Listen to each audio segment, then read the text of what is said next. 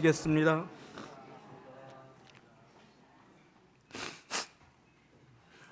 할렐루야.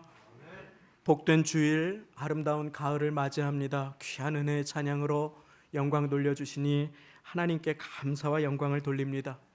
오늘 함께 말씀을 살펴볼 빌립보서라고 하는 서신은 예수님의 제자 바울이 감옥에서 적은 편지입니다. 감옥에서 갇힌 중에 적었기에 옥중 편지 혹은 옥중 서신이라고도 불리우는 이 편지는 바울이 예수님을 전한다는 이유로 붙잡혀서 감옥에 갇혀서 그렇게 적어 내려간 진리의 말씀입니다.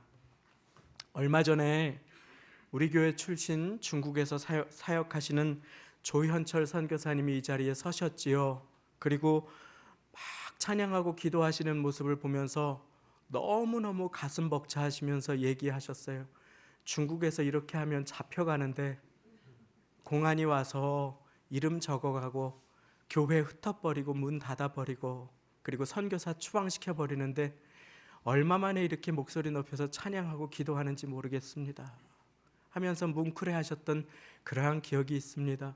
사랑하는 여러분, 우리가 오늘 예배에 나와서 찬양하고 기도할 수 있는 것 주님의 은혜임을 믿으시기 바랍니다. 이렇게 예배에 나오려고 하면 잡혀가는 곳들이 있습니다. 그리고 이렇게 찬양하고 기도하면 사회에서 격리되어서 쓰레기 하치장에서 살아야 하는 사람들도 있습니다. 이집트의 콥틱 교도 같은 분들이 그와 같은 분들이시지요. 쓰레기를 분리하며 하루에 1,000원 정도를 쓰레기 더미에서 살아갑니다. 벌면서 살아갑니다. 그 이유는 단 한 가지입니다. 예수님을 믿는다는 이유 때문입니다. 그렇습니다. 바울도 예수님을 믿고 전한다는 이유 하나 때문에 감옥에 갇히게 되었습니다. 그렇습니다. 그런데 그럼에도 불구하고 바울은 삶이 자기의 뜻대로 계획대로 펼쳐지지 않는데 기쁨을 말합니다. 감사를 말합니다. 평강을 전합니다. 그래서 이 빌립보서라고 하는 이 옥중 서신의 또 다른 소제목은 기쁨의 서신입니다. 기쁨이라고 하는 단어가 가장 많이 등장합니다. 어떻게 고난 중에서 감옥에서 기쁨을 노래할 수 있을까요? 평안을 전할 수 있을까요? 감사를 말할 수 있을까요? 오늘 이 시간에 우리 함께 말씀을 통해서 그 비결을 배워보고자 합니다. 바울은 예수님을 만났습니다. 이 자리에 있는 분들을 예수님께서 사랑하심을 믿으시면 한번 아멘 하시겠습니다. 그렇습니다. 예수님께서 여러분들을 사랑하십니다. 바울이 자기 열심으로 하나님 믿는다고 다녔는데 바울아 사울아 사울아 하면서 예수님 만나주시지요. 예수님이 나를 그렇게 사랑하시는구나. 죄인 중에 괴수 같은 나를, 살인자를 그렇게 사랑하시는구나. 자격 없는 나를 사랑하시는구나. 이제 바울은 사울 큰 자에서 바울 작은 자라고 자기의 이름을 바꾸고 그리고 예수님을 전하러 다니다가 그만 감옥에 갇히게 되었습니다. 당시에 매스컴도 없고 인터넷도 없는 시대에 예수님을 전하기 위해서, 전도를 하기 위해서는 반드시 두 가지가 필요했습니다. 마음껏 다닐 수 있는 자유와 많은 사람을 만날 수 있는 기회. 그런데 바울은 예수님을 만나고 예수님이 나를 사랑하시고 예수님이 그 사랑을 전하기 원하신다는 것을 깨닫고 사람들을 많이 만나기를 원했습니다. 그리고 마음껏 복음을 전하기를 원했습니다. 그런데 이게 웬일입니까? 예수님을 말한다는 이유 때문에 붙들려서 그만 갇히게 된 것입니다. 새로운 사람을 만날 기회가 완전히 박탈되었습니다. 어디를 다닌다는 것은 상상도 할 수 없습니다. 수갑에 차여 있습니다. 지하 감옥에 갇혀 있습니다. 저 같으면 하나님 너무하십니다 하고 항의했을 것 같습니다. 하나님 어떻게 나한테 이러실 수가 있습니까? 그런데 오늘 바울 사도가 뜻밖의 고백을 합니다. 오늘 바울 사도가 오늘 말씀 빌립보서 1장 12절 첫 절을 통해서 이렇게 고백합니다. 형제들아 나의 당한 일이 도리어 복음의 진보가 된 줄을 너희가 알기를 원하노라. 아니 마음껏 돌아다니면서 예수님의 사랑을 전해서 많은 사람들이 믿게 되어야 그것이 좋은 일일 텐데 형제들아 나의 당한 일, 감옥에 갇힌 일이 도리어 복음을 전하는 일에 유익이 되었다. 예수님의 사랑을 전하는 일에 유익이 되었다, 진전이 되었다라고 고백하면서 이러므로 나의 매임이 그리스도 안에서 온 시위대 안과 기타 모든 사람에게 나타났으니 하고 고백하고 있습니다. 이것이 무슨 뜻입니까? 여기서 시위대라고 하는 말을 원하는 플라토리온이라고 하는데, 이것은 단순한 호위병이나 일반 군사들을 의미하지 않고 황제의 호위병들을 의미합니다. 황제의 호위병, 로마 황제의 시위대를 뜻하는 것입니다. 당시 세계 최강국 로마의 황제는 네로였습니다. 악명 높은 자였지요. 그는 자기의 궁에 1만 명의 황제의 경호원들, 시위대들을 두었습니다. 어떤 종류의 위협이나 쿠데타나 암살이 없도록 모든 군사로 성과 온 도시를 에워싼 것이었습니다. 건강하고 강하고 젊고 유능한 가장들이 그 황제의 호위대였습니다. 바울은 하필이면 갇혀도 그런 데에 갇혀 있는 것입니다. 이 시위대의 복무 기간이 참고로 12년이었다고 합니다. 12년 군복무, 남자분들 생각할 수 없는 일이지요. 3년 얼마나 깁니까? 2년도 길지요. 근데 12년 군복무를 하고 나면 이들은 한 가지만을 바라보았다고 합니다. 그것은 무엇이냐면 12년 군복무를 마치고 나면 그토록 얻기 힘든 로마 시민권과 그리고 금을 많이 주었다고 합니다. 금화를 113kg를 주었다고 해요. 저 오늘날로 하면은 계산하다가 부러워서 그냥 그만두었습니다. 한 600억 막 이렇게 나와서 너무 깜짝 놀랐습니다.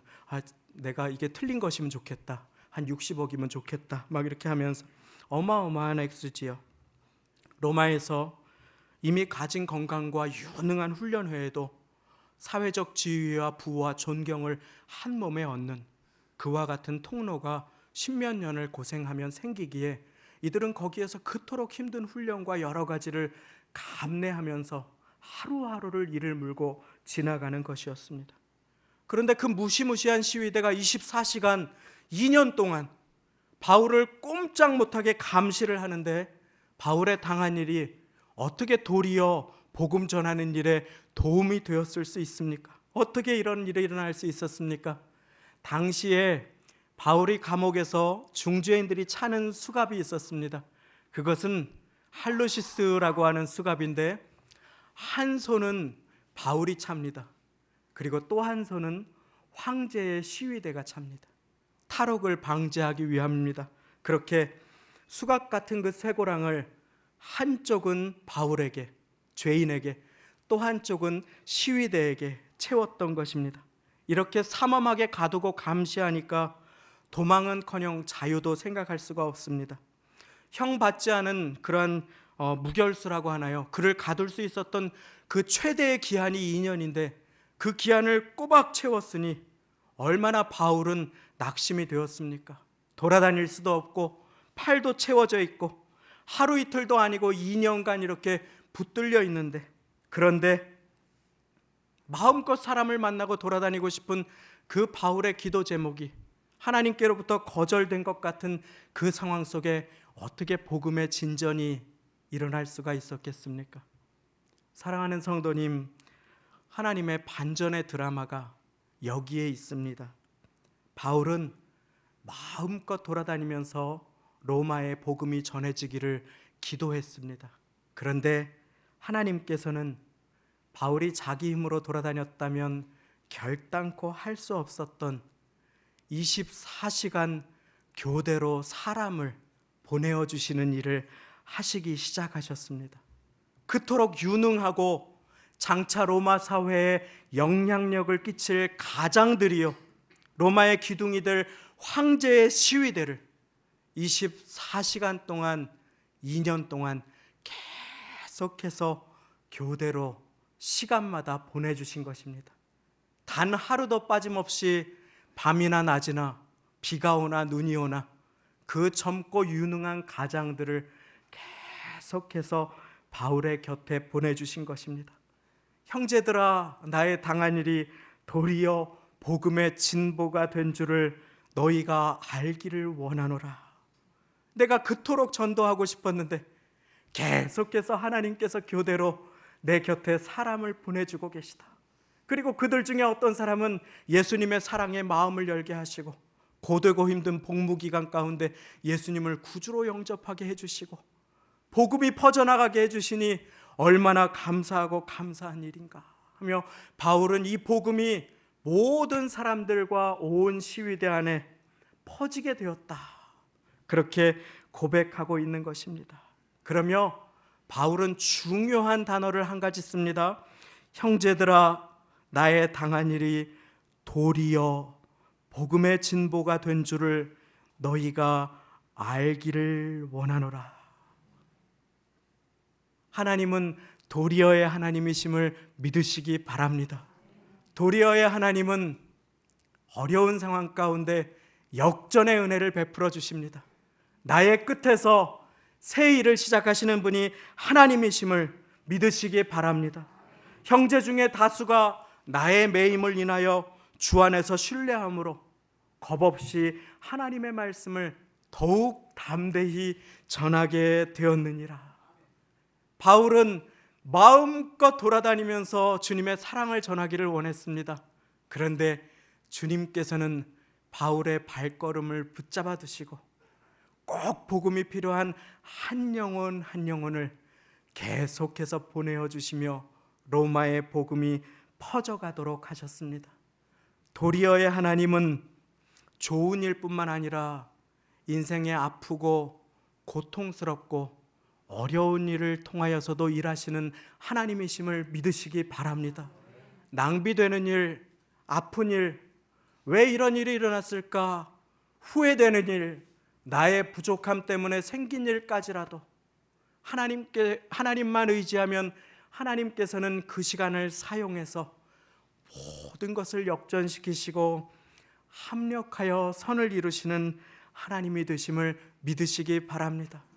삶이 뜻대로 되지 않을 때 우리가 하지 말아야 할 것, 낙심하는 일입니다. 믿음의 자리를 떠나는 일입니다.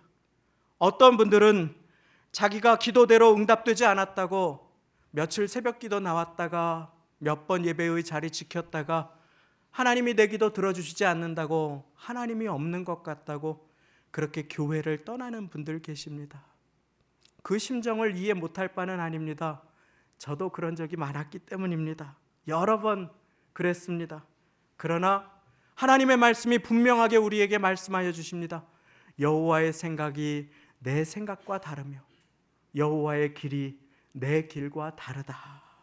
이사야 55장 8절 9절 말씀을 제가 읽어드립니다.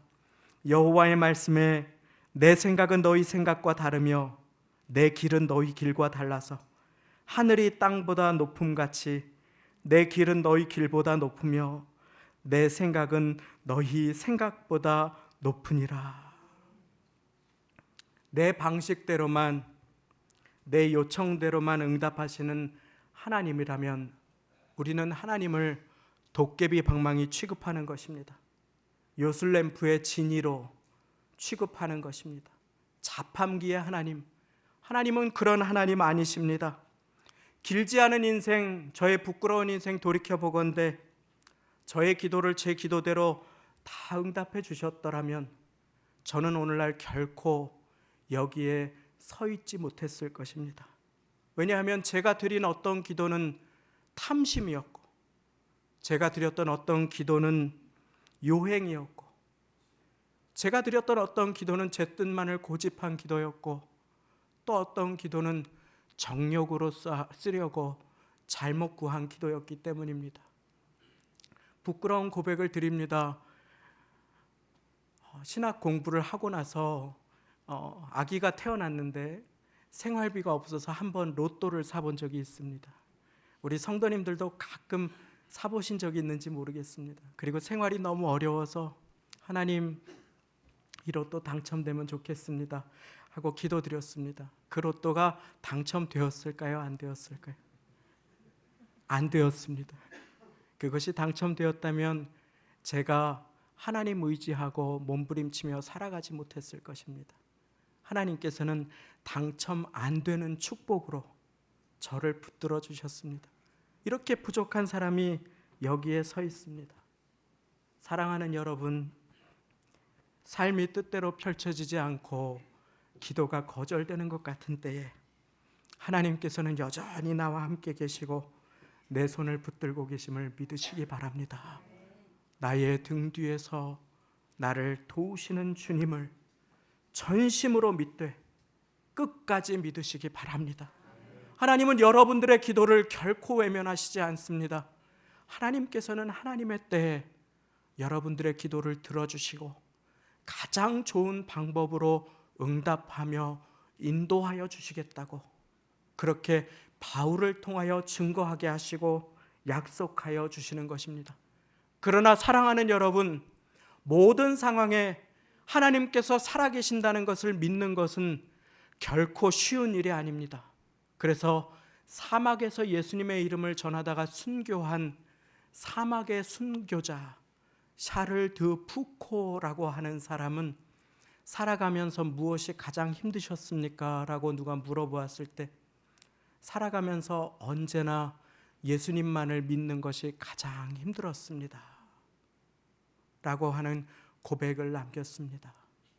사랑하는 여러분, 감옥에 매여서 옴싹달싹 할 수 없는 바울, 한쪽 손은 수갑에 채워져 있고 컴컴한 지하 감옥에 있는 바울, 때로는 그 고통이 너무 어려워서 내가 겨울을 지나야 하는데 나한테 두터운 외투 좀 갖다 주시오 라고 적어야 했던 그 바울의 인생이었지만 끝까지 주님만 의지하고 끝까지 주님만 신뢰하며 낙심하지 않고 자기 곁에 시위대에게 예수님의 사랑과 친절을 베풀었을 때 하나님께서는 묶여있는 바울을 통해서 복음이 자유롭게 터져나가게 하셨습니다. 하나님께서는 묶여있는 바울을 통해서 갇혀있는 바울을 통해서 자유와 기쁨을 빌립보 교회 성도들에게 노래하도록 격려할 수 있는 사람으로 바울을 세워주셨습니다. 만약에 바울이 낭망하고 주저앉아 버렸다면 어떻게 되었을까요? 복음의 길은 아마도 막혔을 것입니다. 그런데 하나님께서는 끝까지 하나님만 의지하는 바울을 붙들어 주셨습니다. 그리고 시위대에게 복음을 전할 때 힘들고 어려운 상황 가운데 있는 사람이 예수님의 사랑을 받도록 해주실 뿐만 아니라 예수님의 소식을 듣도록 해주실 뿐만 아니라 시위대가 전도받는 것이 싫어서 도망가려고 해도 수갑에 묶여서 옴싹달싹 하지조차 못하게 하셨습니다. 그리고 기도를 부탁하게 하시고 바울을 통하여 예수님의 사랑을 듣도록 하셨습니다. 어느 목사님이 큰 교회 목사님이신데 전도를 하고 싶은데 자기가 만나는 사람이 다 교회 성도님들이고 예수님 믿는 사람이라는 것입니다. 그래서 예수님 전도할 기회를 주십시오 하고 기도했는데 그리고 해외에서 집회를 할 기회가 생겼다고 합니다. 비행기를 타고서 17시간, 15시간 이렇게 가는데 옆자리에 앉은 분에게 사탕도 드리고 그리고 이것도 하면서 이런저런 얘기하면서 뭐 하십니까 하면서 예수님의 사랑을 전하기 시작하셨다고 합니다. 어떤 분은 이미 예수님 믿는 분이셔서 손잡고 기도해 드리시고 어떤 분은 불편해하셔서 도망가고 싶은데 비행기에 도망갈 곳이 없지 않습니까? 그러니까 예수님이 사랑하셔요. 예수님 믿으면 축복받습니다. 라고 하는 얘기를 들을 수 있는 기회를 목사님을 통해서 허락해 주신 것이었습니다. 시위대도 동일할 것입니다. 마음이 가난하고 어려운 그 시위대가 그렇게 복음의 마음을 열 수 있도록 그렇게 하나님께서는 바울을 사용하여 주셨습니다. 어떤 시위대는 마지못해 들었을 것입니다. 그런데 놀라운 일이 생깁니다. 빌립보서 말미에 보면 바울 사도가 모든 성도에게 문안하라 하면서 모든 성도들이 너희에게 문안하되 시위대뿐 아니라 특별히 가이사의 집 사람 중 몇이 너희에게 문안한다. 빌립보 교회에게 네로 황제의 그 집에 있는 사람들 중에 어떤 사람들이 너희에게 몰래 문안한다 하는 놀라운 믿을 수 없는 이야기를 전해준 것입니다. 황제가 주십니다라고 인사해야 하는 시절에 예수님을 믿는 사람이 그 황제의 궁과 집 안에 퍼져나가게 된 것입니다. 그렇게 세월이 지나고 로마는 국교가 기독교가 됩니다. 하나님께서는 모든 길이 로마로 통하던 그 시기에 이후에 기둥이 될 사람들이 바울의 입술을 통해서 예수님을 영접할 수 있도록 갇힌 바울을 자유한 바울보다 더 존귀하게 사용하여 주신 것입니다. 우리 좋으신 하나님은 도리어의 하나님이 되심을 믿으시기 바랍니다. 하나님은 상황을 역전하시는 하나님이 되십니다. 하나님은 화를 들어서도 복으로 삼으시는 전화위복의 하나님이 되심을 믿으시기 바랍니다. 이 말씀 드리고 오늘 말씀 뵙습니다. 작고 부끄러운 일입니다. 그리고 한 번 말씀을 드렸던 기억이 있습니다. 한 20년 전쯤에 유학을 떠나면서 컴퓨터가 필요해서 간절하게 기도를 드렸습니다. 그런데 주님이 주시지 않았습니다. 그때만 해도 노트북이나 컴퓨터가 대단히 비쌌습니다. 지금도 비싸지만요. 저는 사지 못했는데 유학생들은 거의 다 노트북 혹은 컴퓨터와 같은 것을 가지고 있었습니다. 하나님께 야속한 마음도 들었습니다. 왜냐하면 학교 과제를 하려면 컴퓨터가 필요한데 비가 오나 눈이 오나 그 비 눈을 다 맞으면서 밤이나 낮이나 과제를 하기 위해서 컴퓨터실로 자전거를 타고 뛰어가야 했기 때문입니다. 집에 노트북과 컴퓨터를 가진 그 부유한 유학생들이 스포츠카를 가지고 절기마다 놀러 다닐 때, 방학마다 유명한 휴양지를 다닐 때 저도 모르게 하나님의 원망이 되었습니다. 하나님, 저는 왜 여기 식당에서, 도서관에서 설거지하고 이런 일을 하고 있습니까? 그런데 그렇게 시간이 지나고 변기를 닦고 청소를 하고 하다가 우여곡절 끝에 졸업식 날이 다가왔습니다. 그런데 졸업식 날에 그 부유한 학생들이 잘 보이지를 않아서 물어보니까 자기들이 가진 집에 있는 그 컴퓨터 때문에 외로움을 이기려고 채팅을 계속 하다가 채팅 중독이 되어서 학업을 중단하게 됐다는 이야기를 들었습니다. 저는 채팅 중독을 걸릴 수가 없었습니다. 왜냐하면 컴퓨터가 없었거든요. 인터넷 중독이 되고 게임 중독이 되어서 학업을 연기했다라고 하는 이야기를 들었습니다. 저는 그럴 수가 없었습니다. 그러나 저는 알고 있습니다. 만약에 제게 컴퓨터가 있었다면 저도 향수병에 시달리면서 쉽게 중독에 걸릴 수 있는 사람이라는 것을 알고 있었습니다. 하나님께서는 비록 남들에게 좋아 보이는 것, 내가 기도할 때 허락해 주시지 않는 것까지라도 이유가 있음을 깨닫게 되었습니다. 그런데 그렇게 신학대학원에 진학을 하고 나니 그토록 비싼 컴퓨터가 정말로 필요하게 되었습니다. 그래서 기도를 드렸습니다. 주셔도 좋고 안 주셔도 기쁘게 살겠습니다. 그리고 어느 날 교회에 출근했는데 교회 제 책상 위에 노트북이 하나 있는 것이었습니다. 저는 지금도 그분이 누군지 모릅니다. 누가 어떻게 왜 주셨는지 모릅니다. 이름 모를 한 분이 교회에 제 컴퓨터를 하나 기증해 주신 것이었습니다. 하나님께서 때가 되니 응답해 주신 것이었습니다. 지금 저 컴퓨터 좋습니다. 컴퓨터 달라고 이런 말씀 드리는 것 아닙니다. 컴퓨터 가져오시면 안 되겠습니다. 저 많이 있습니다.